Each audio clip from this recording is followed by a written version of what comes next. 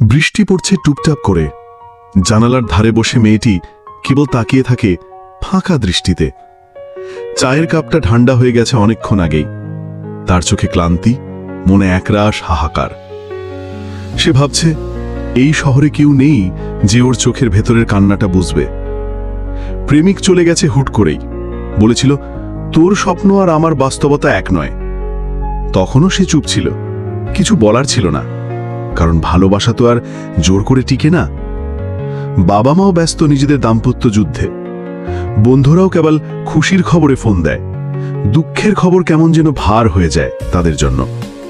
তবে একটা ছোট্ট প্রাণ প্রতিদিন তার জীবনের আলো হয়ে আসে, তার পোষা বিড়াল পুঁই।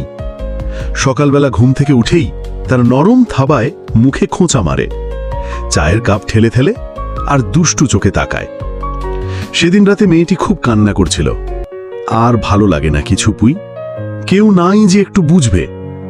পুঁই চুপচাপ এসে গায়ে মাথা রাখে আর নরম গলায় ম্যাও করে।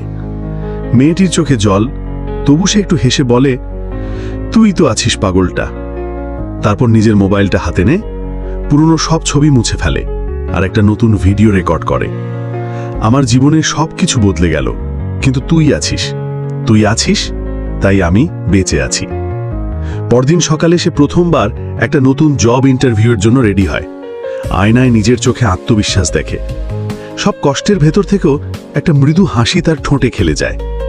হয়তো জীবনের সবকিছু ঠিক না, তবুও সে মনে মনে ভাবে, এইবার আমি কাঁদব না, আমি বাঁচব। কারণ এখন আমি শুধু একা না,